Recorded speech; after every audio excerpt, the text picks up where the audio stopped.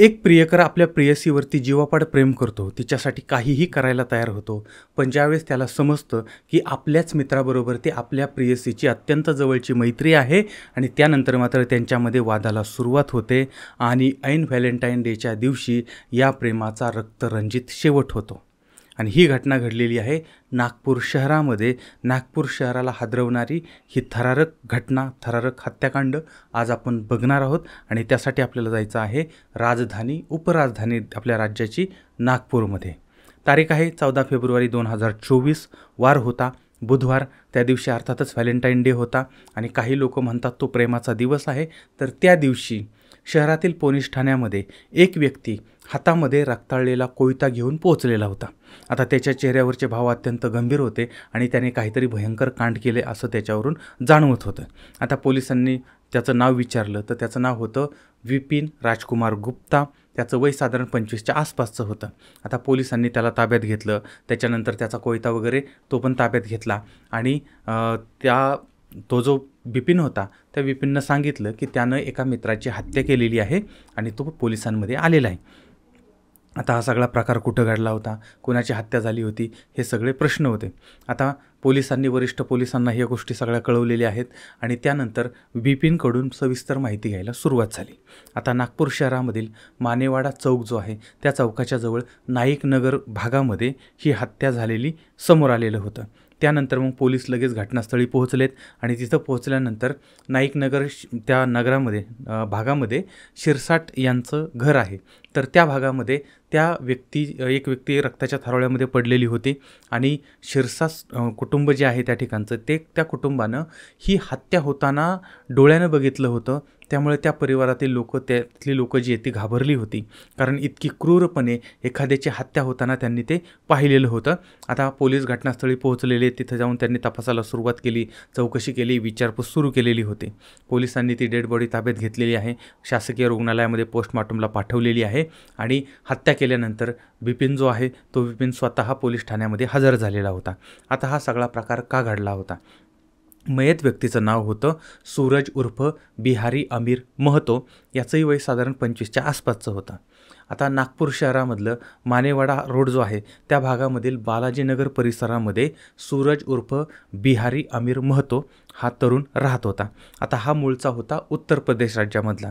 आता उत्तर प्रदेशच्या म्हणजे त्या गावी त्याचे आईवडील किंवा नातेवाईक वगैरे मंडळी होती आणि सूरज हा नागपूर शहरामध्ये काही वर्षापूर्वी आलेला होता आणि उत्तर प्रदेशच्याच गावी सूरज लहानाचा मोठा झालेला होता आणि तिकडंच त्या सूरजची मैत्री म्हणजे बिपिन जो आहे बिपिन राजकुमार गुप्ता याच्याबरोबर त्याची मैत्री होती. दोघंही एकमेकांचे चांगले मित्र होते आणि ह्या दोघांचाही परिवार उत्तर प्रदेशमधला होता आणि तिकडंच लहानाचे मोठे झालेले होते. आणि ह्या जुन्या मैत्रीच्या नंतर काही वर्षापूर्वी विपिन जो आहे तो या ठिकाणी कामधंद्यासाठी नागपूरला आला होता आणि तो नाईकनगर या ठिकाणी स्थायिक झालेला होता. त्याच्यानंतर मग सूरज उर्फ बिहारी अमीर महतो म्हणजे सूरज उर्फ बिहारी अमीर महतो, आता हे नाव माध्यमातून समोर आलं तर तो सुद्धा कामाच्या निमित्ताने नागपूरला आलेला होता. आता ऑलरेडी यांची तिकडं उत्तर प्रदेशमध्ये मैत्री होती. त्यानंतर इथं आल्यानंतर मग ती मैत्री वाढली. त्यानंतर मग दोघंही चांगल्या पद्धतीने काम करायला लागले, त्यांचा काही व्यवसाय धंदा वगैरे करायला लागले, 4 पैसे मिळवायला लागले. पण याच्यामध्ये ही मंडळी म्हणजे विपिन जो आहे तो गुन्हेगारीच्या रस्त्यावर चालायला लागला आणि सूरजसुद्धा त्याच पद्धतीने त्या गुन्हेगारीमध्ये उतरला. आणि सूरज हा एक अत्यंत कुख्यात असा गुंड बनलेला होता आणि त्याच्यावर जवळजवळ 21 गंभीर स्वरूपाचे गुन्हे होते. आता पोलिसांनी या सूरजला अटक केलेली होती. त्यानंतर त्याला तडीपाराची शिक्षा झालेली होती. पण तो म्हणजे नागपूर शहरामधून तो तडीपार झालेला होता, पण तरीसुद्धा तो नागपूर शहरामध्ये फिरत होता वगैरे वगैरे. तर आता या सुमारास विपिन जो आहे तो सुद्धा त्या ठिकाणी होता, नागपूरमध्येच होता. आता या ठिकाणी विपिनचं नागपूरमधल्या एका तरुणीवरती प्रेम प्रकरण म्हणजे प्रेम होतं आणि या दोघांचं प्रेम प्रकरण चाललेलं होतं. आता या प्रेयसीची 2023मध्ये एक दिवस बिपिननं आपला मित्र सूरज जो आहे त्याच्याबरोबर ओळख करून दिली.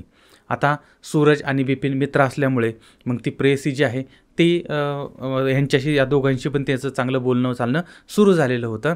आणि त्याच्यानंतर सूरज आणि ती जी मैत्रीण आहे किंवा याची प्रेयसी आहे तर ते दोघं एकमेकांशी पण नॉर्मली बोलत असायचे आणि काही काळानंतर, काही महिन्यानंतर ही गोष्ट बिपिनला खटकायला लागली, की आपली प्रेयसी आपल्या मित्राबरोबरती जरा जास्तच त्यांची मैत्री वाढायला लागलेली आहे आणि त्याच्यामुळे हे त्याला आवडत नव्हतं. त्यामुळं त्यानं आपल्या प्रेयसीलाही सांगितलेलं, की तू जास्त त्याच्याशी बोलत जाऊ नकोस आणि आपल्या मित्राला पण सांगितलेलं होतं.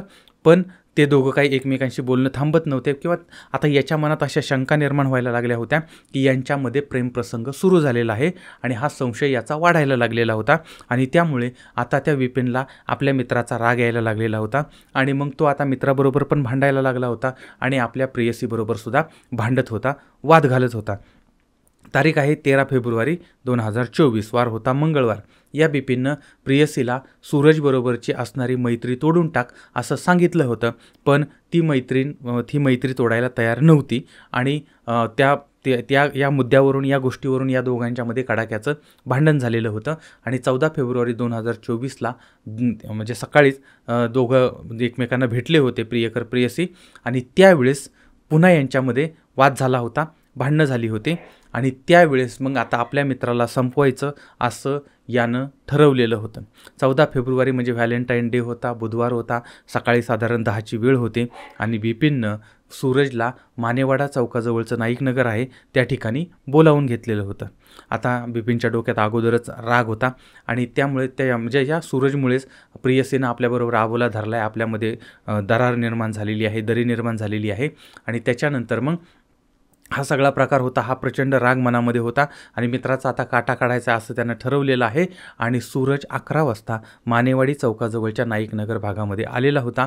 आता बिपिन जो आहे तो आधीच त्या ठिकाणी तयारीमध्ये होता, कोयता घेऊन आलेला होता. त्यांच्या दोघांच्यात भेट झाली, त्याच्यानंतर त्या प्रेयसीवरून पुन्हा वाद झाला, त्या वादाचं रूपांतर भांडणामध्ये झालं आणि माझ्या प्रेयसीवरती नजर टाकतो किंवा अशा पद्धतीनं, त्यामुळे तो बिपिन चिडला आणि बिपिननं तो कोयता आणला होता तो काढला आणि सूरजवरती त्यानं हल्ला केला. सूरज स्वतःचा जीव वाचवण्यासाठी पळत सुटला. त्याच्या पाठीमागं विपिन जो आहे तो कोयता घेऊन त्याला मारायला धावत होता. एखाद्या चित्रपटाला साजेल अशा पद्धतीचा प्रकार त्या ठिकाणी चालू होता. सूरज धावत धावत जीव वाचवण्याचा प्रयत्न करत होता आणि याच्या डोक्यामध्ये, विपिनच्या डोक्यामध्ये मात्र त्या हत्येचं भूत शिरलेलं होतं आणि तो सुद्धा त्याला मारायला धावत होता आणि धावता धावता सूरज स्वतःचा जीव वाचवण्यासाठी शिरसाट यांच्या घरामध्ये घुसलेला आहे आणि यावेळेस मात्र पाठीमागून बिपिन हातामध्ये कोयता घेऊन आलेला होता. आता त्यावेळेस त्या बिपिनला अडवण्याची कुणाची हिंमत होत नव्हती आणि मग त्या घरामध्येच किंवा त्या घराच्या परिसरामध्येच या ठिकाणी यानं, त्या विपिननं सूरजवरती कोयत्यानं वार केला, हल्ला केला. एकामागोमाग एक असे वार झालेले आहेत आणि सूरज रक्ताच्या थरोळ्यामध्ये कोसळलेला आहे आणि सूरजचा गळा चिरून त्यानं त्याचा खून केलेला आहे आणि त्या ठिकाणी तो मरण पावलेला आहे. आता विपिननं हा मृत झाला आहे याची सगळी शहानिशा केली आणि त्या ठिकाणावरून पळ काढला. त्याच्यानंतर हा विपिन राजकुमार गुप्ता जो आहे तो स्वतः कोयता घेऊन पोलीस ठाण्यामध्ये हजर झाला होता. त्यानं सरेंडर केलेलं होतं आणि त्यानंतर मग पोलीस जे आहेत ते सूरजच्या म्हणजे ज्या ठिकाणी हत्या झाली होती त्या ठिकाणी पोहोचलेले आहेत. अशा प्रकारे ही घटना घडलेली होती. आता या प्रकरणामध्ये 2 जुने मित्र एका मुलीच्या नादामध्ये एकमेकांचे शत्रू बनले. त्याच्यातील एकाची हत्या झाली, एक जेलमध्ये गेला. दोघांच्याही घरचे आई वडील, भाऊ बहीण वगैरे मंडळी असतील, या सगळ्यांना मात्र आयुष्यभराचं कायमचं दुःख यांनी दिलेलं आहे. शेवटी याच्यामध्ये प्रश्न हाच पडतो की कोणाला काय मिळालं होतं. आता जे झालं ते आपण कोणीही बदलू शकत नाही, पण भविष्यात अशा घटना घडू नयेत याच्यासाठी आपण काय केलं पाहिजे. पहिली गोष्ट, कुणी माझ्यावरती प्रेम करावं किंवा कुणी दुसऱ्यावरती प्रेम करावं किंवा करू नये या प्रकारचा दबाव कुणीही दुसऱ्यावरती किंवा कोणावरही आणू शकत नाही. आणि हे कलियुग आहे, इथं कोणी कसेही वागतो आणि त्यामुळे आपलं कोण, आपण कोण हे समजून घ्यायचं असतं. पण कोणावरही दबाव आणून कोणाचं प्रेम आपल्याला हासिल करता येत नाही. त्यानंतर जे आपल्यावरती खरंच प्रेम करतात ना ते आईवडील आहेत. जे आपल्यावरती जीवापाड प्रेम करतात ना ते आईवडील आहेत, कारण त्यांच्या प्रेमाला कुठंही म्हणजे डाग नाही आहे. आईवडिलांच्या प्रेमाला कुठंही डाग नाही आहे. आईवडिलांच्या प्रेमाला कुठेही बेवफाई नाही आहे. आईवडिलांचं खरं प्रेम असतं. त्यामुळे हे नंतरची जी प्रेम प्रकरणं असतात ना ती प्रकरणं बदलू शकतात. त्यामुळे पहिला विचार आपल्या आईवडिलांचा करा, त्या आईवडिलांच्या स्वप्नांचा करा. तसं जर केलं तर चुकीच्या घटना घडणार नाहीत. याबद्दलचं तुमचं मत काय ते सुद्धा मला जरूर कळवा. पुन्हा भेटूया पुढच्या भागामध्ये. तोपर्यंत धन्यवाद.